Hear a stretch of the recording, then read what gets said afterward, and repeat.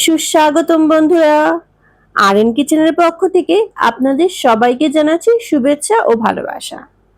আজকে আমি আপনাদের জন্য নিয়ে এসেছি একটি ভিন্নধর্মী পরোটার রেসিপি। রেসিপিটির নাম হচ্ছে পনিরের পরোটা।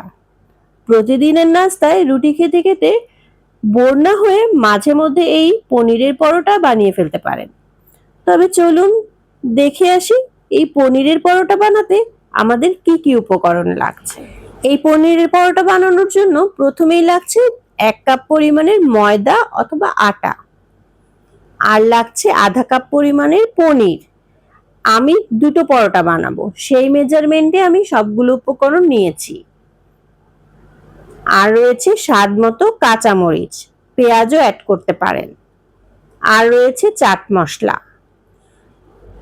এই সবগুলো উপকরণই বেশি করে বানালে আরো বাড়িয়ে নেবেন। এখানে একটা মিক্সিং বোল নিয়ে নিয়েছি, এর ভেতরে দিয়ে দিচ্ছি 1 কাপ পরিমাণের ময়দা। আপনারা চাইলে সম পরিমাণ আটাও ব্যবহার করতে পারেন। এখন দিয়ে দিচ্ছি 2 চা চামচের মতো সয়াবিন তেল অথবা রান্নার তেল, দিয়ে ভালো করে নেড়েচেড়ে মিক্সড করে নিতে হবে। নরমালি পরোটা বানানোর ক্ষেত্রে এই পর্যায়ে আমরা লবণ ব্যবহার করি, তবে যেহেতু এটা পনিরের পরোটা সেহেতু আমরা লবণ ব্যবহার করব না। এখন এর ভেতরে আমি অল্প অল্প করে পানি দিয়ে সফট একটা ডো তৈরি করে নেব।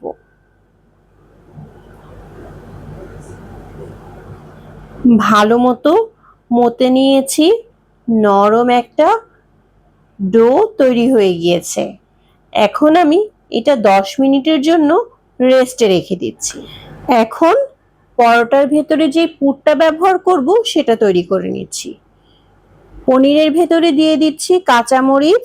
আপনারা চাইলে এ পর্যায়ে কাঁচা পেঁয়াজ, ধনেপাতা, পুদিনা পাতা ব্যবহার করতে পারেন। আর দিয়ে দিলাম চাট মশলা। এটা হচ্ছে ফ্লেভারটা একটু বাড়াবে, তার জন্য ব্যবহার করলাম। আপনারা যদি পছন্দ না করেন এটা কিন্তু না দিলেও চলবে। ভালো করে মাখিয়ে নিতে হবে পুরো এই মিক্সচারটা। পরোটা বানানোর ডোটি নিয়ে নিয়েছি, আরেকবার একটু ভালো করে মতে নিতে হবে। ভালো করে মতামতি করা শেষ। দেখুন কত নরম করে আমি ডোটা তৈরি করেছি।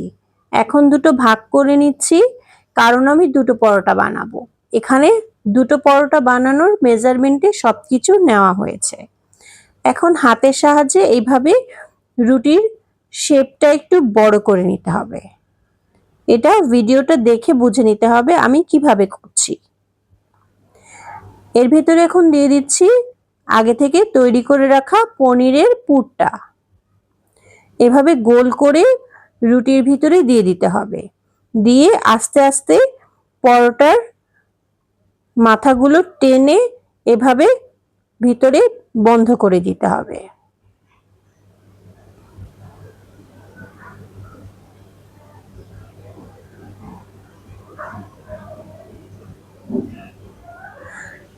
ঠিক একইভাবে আগেরটার মতো এই পরোটাটাও বানিয়ে নিচ্ছি।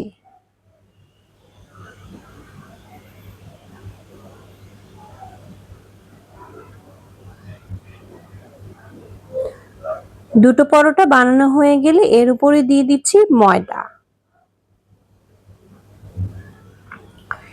এখন সুন্দর করে বেলে নেওয়ার পালা। উপরে একটু একটু করে ময়দা ছিটিয়ে ভালো করে বেলে নিতে হবে। আমার দ্বারা গোল পরোটা হয় না, এর জন্য আগে থেকেই ক্ষমা চেয়ে নিচ্ছি।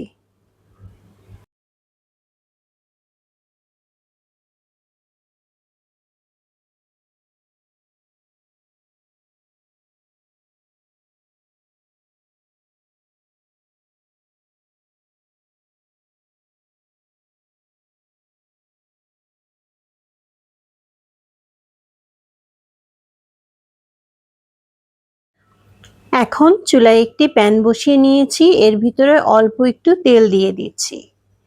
দিয়ে দিলাম পরোটা, দিয়ে একটু সময় নিয়ে ধীরে ধীরে পরোটাটি ভেজে নিতে হবে।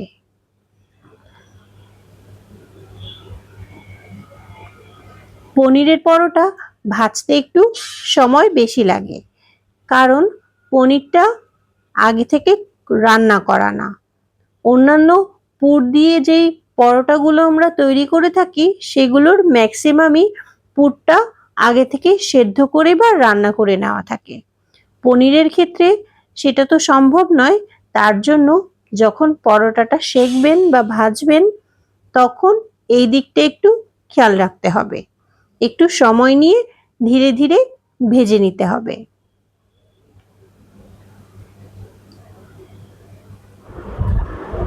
চুলায় আরেকটি পরোটাও আমি দিয়ে দিচ্ছি। এই পরোটাটার ক্ষেত্রে আমি তেল ব্যবহার করলাম না, আমি আপনাদেরকে দুইভাবে করে দেখালাম। তেল সহ আপনারা সেঁকতে পারেন, তেল ছাড়াও আপনারা সেঁকতে পারেন। যারা তেল খেতে চান না তারা এভাবেও বানিয়ে নিতে পারেন। তেল ছাড়াও এই পরোটাটা খুব সুস্বাদু হয় খেতে।